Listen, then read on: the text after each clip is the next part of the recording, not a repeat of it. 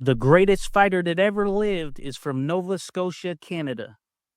He was no behemoth of a man at 5'7", and if you didn't know who he was, you'd probably pass him by with no thought if you crossed paths with the great. Then again, he did have a rather large personality. Now, there have been countless videos about Sam Langford, and to be honest, he's far too great of a fighter to be summed up in a single video or setting.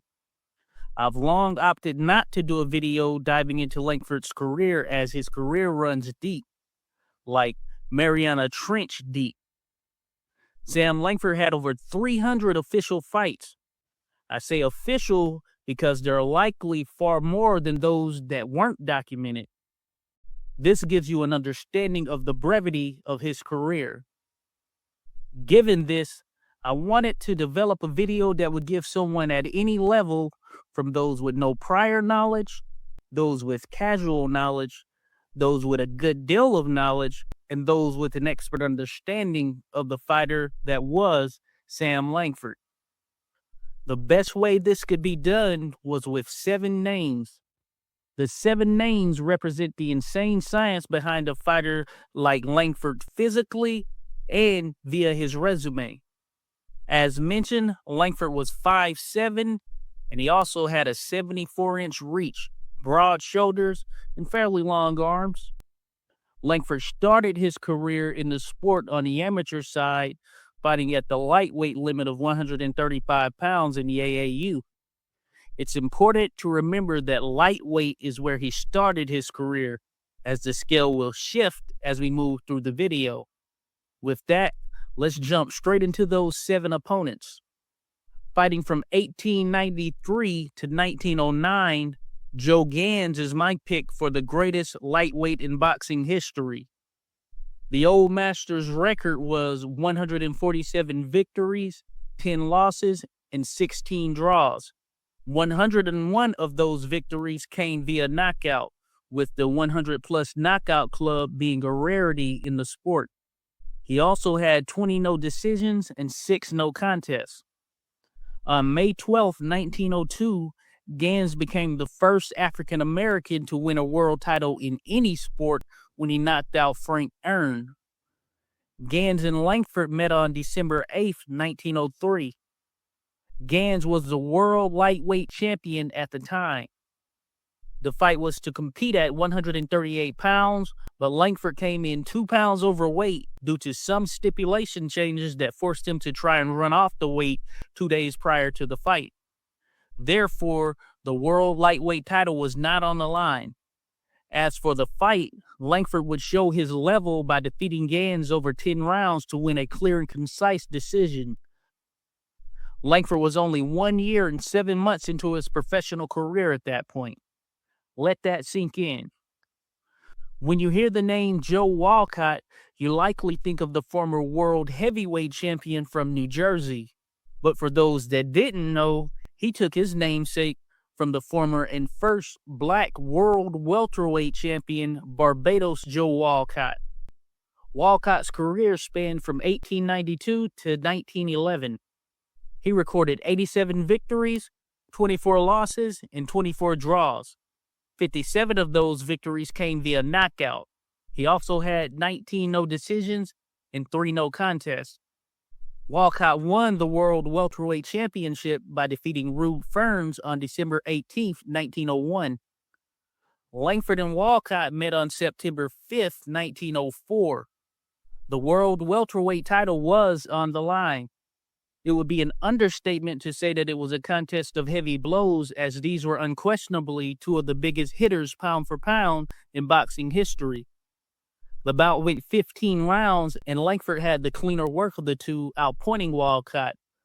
But the referee declared the bout a draw, reasoning being that Walcott was the aggressor, so the title did not change hands. Langford was only 2.5 years into his career. Langford twice fought a fighter whose name is a bit more obscure than those previously mentioned, Dixie Kid. Kid is a former world welterweight champion who ironically won the title by defeating, and I say that loosely, Barbados' Joe Walcott on April 29th, 1904. Walcott was winning the fight against Kidd, but was disqualified for a kidney punch in the final round. It was later revealed that the referee for the contest had a side bet on Dixie Kid winning, but the verdict was already in and official. Langford and Kidd would meet twice, the first fight on September 28th, 1909, and the second on January 10th, 1910. Langford stopped Dixie Kid in both matches. Dixie Kid finished his career with a record of 81 victories, 35 losses, and 15 draws. 59 of those victories came via knockout. He also had 28 no decisions and 5 no contests. One of the biggest punchers in the sport's history is, no doubt, the Michigan assassin Stanley Ketchel. Ketchel is the former world middleweight champion, having won the title on September 7th, 1908 by defeating Billy Papke. Ketchel scored 49 victories, 5 losses, and 3 draws in his career. 46 of those victories came via knockout. He also had 4 no decisions and 2 no contests. On April 27, 1910, Langford and Ketchel met in a 6-rounder. The world middleweight title was not on the line during this matchup, but the intent was for the two to meet later, with Ketchel defending his title. In this matchup, Langford would win the newspaper decision in what was a reasonably tame contest between the two, as it was viewed by some that Langford was taking it a bit easy as to not derail the rematch plans.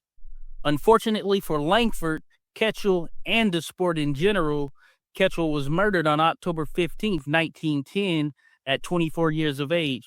The first black world middleweight champion in boxing was a guy by the name of Theodore Tiger Flowers. Flowers won the title by defeating the one man with the resume to rival Langford's, Harry Greb, on February 26, 1926. Flowers' career spanned from 1918 to 1927. Langford and Flowers faced off on June 5, 1922. Langford would knock out Flowers in 2 rounds. Flowers was known to be one of the great defensive fighters in the sport.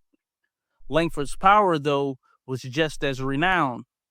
Flowers finished his career with a record of 117 victories, 16 losses, 8 draws, and 54 of those victories coming via knockout.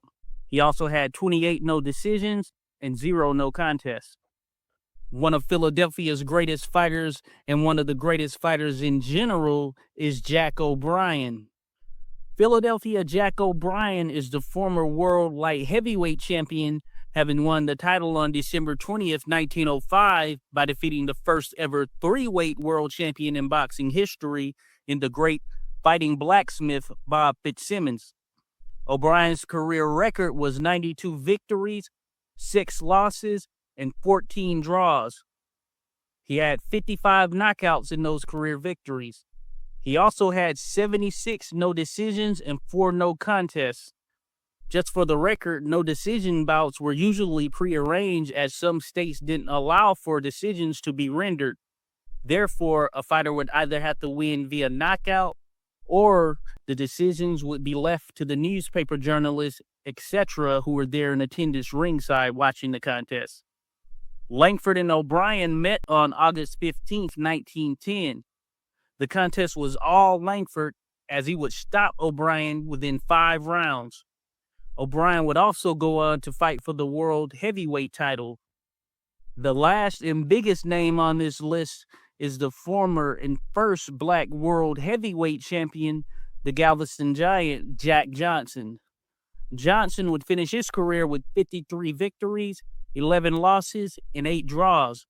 33 of those victories came via knockout. He also had 17 no decisions and 4 no contests.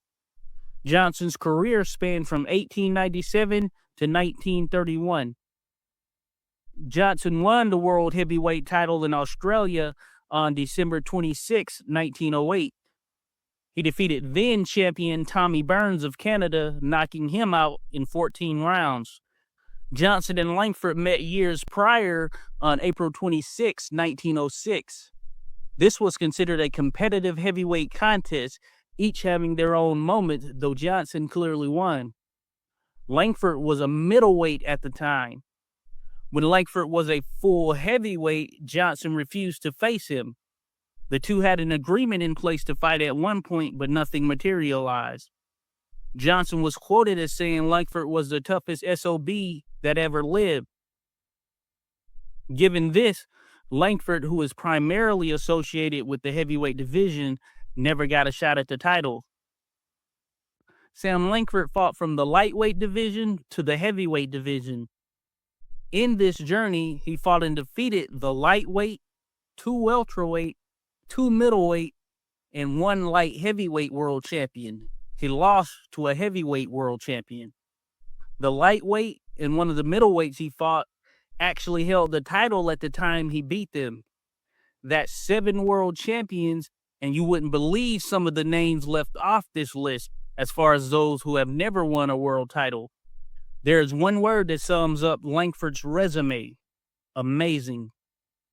If you want to learn more about the fighters on this list and dive deeper into their careers, check out videos on this channel, as each has appeared in some form or fashion in various career profiles. Suppose you want to learn more about Sam Langford.